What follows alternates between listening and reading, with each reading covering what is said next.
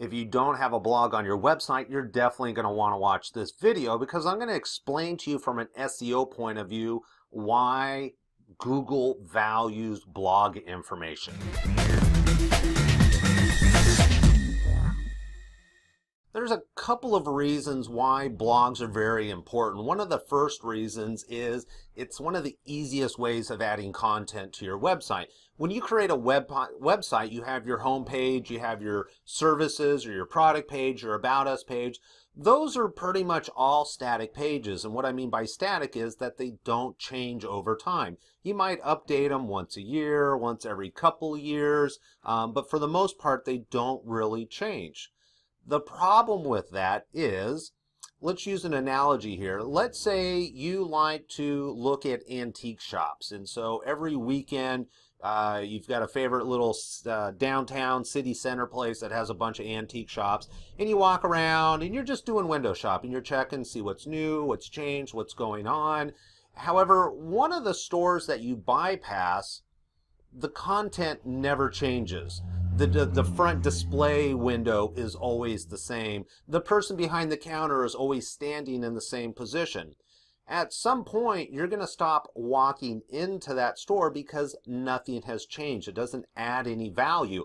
Whereas all the other stores are changing. They're changing out the content. They're finding new knickknacks. They're changing the window display. And it's all about getting your attention.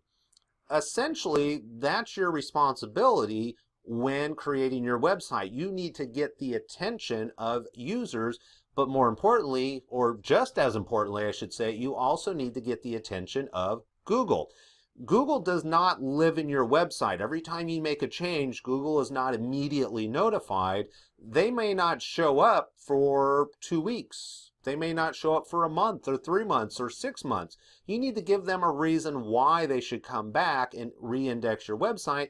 And what you have to realize is that Google is responsible for indexing billions of pages all the time. It's constantly changing, and so they're busy.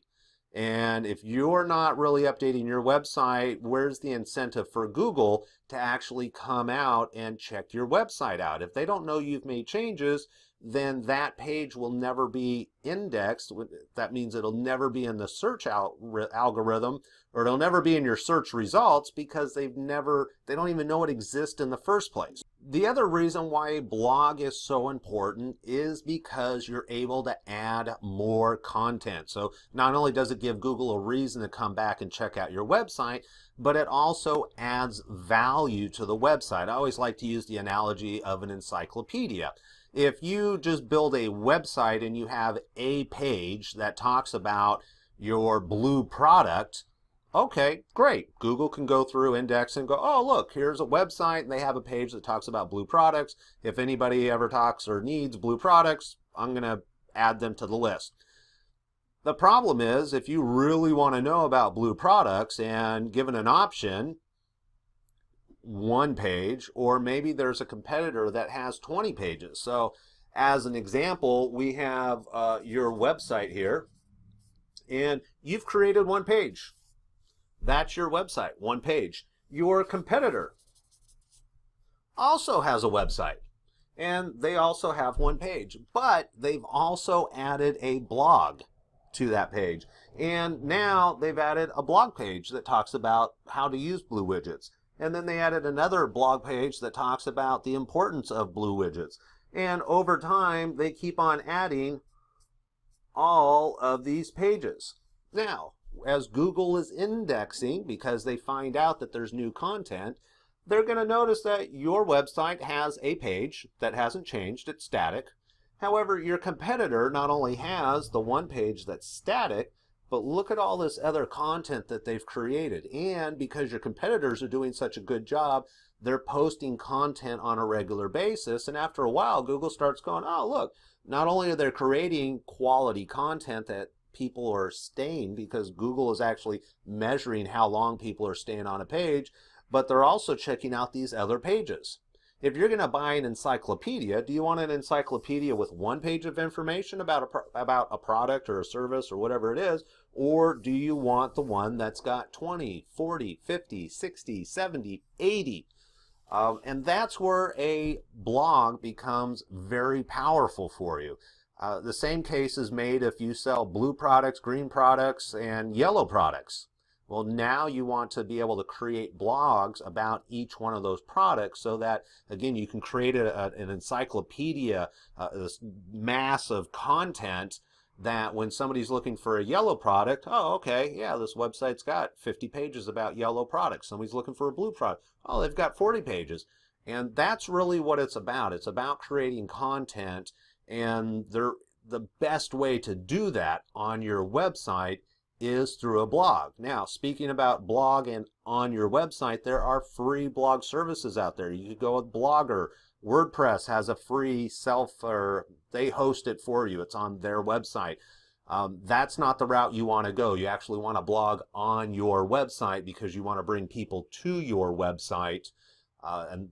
Again, that's another metric that Google is looking at, is how many people are visiting your website, how long are they staying on your website, how many pages are they visiting on your website. And as you bring those numbers up comparative to your competitors and you do a better job, Google is going to rank you higher, because essentially the people, your users, your viewers, have dictated that you're providing the best quality content because the amount of time they spend on the page, the number of pages that they look at, and that's all about relevancy and creating good quality content. That's why you'll hear content is king when it comes to creating searchable, indexable content. You really need to create good quality content, not just a lot of garbage. You can create 100 pages of garbage, and when Google notices that people come to your website and leave immediately, they go, oh, okay, your website doesn't have good quality content, it's not relevant. Therefore, even though you have a lot of pages, the quality is poor, and therefore I'm going to de-index you. What you want to do is create quality, people stay on, that way you can rise to the top. So that is why you need to have a blog on your website. If you already have a blog on your website and you're not using it on a regular basis, my recommendation, minimum recommendation, is going to be 4 posts a month. Ideally, you're putting one piece of content out every single week. Now, is that going to bring you to the top of page 1 on Google? Really depends on who your competitors are, how well you're doing keyword research, how new is your website versus your competitors, are you geo-targeting to specific cities? There's just so many different variables that it's impossible to answer the question.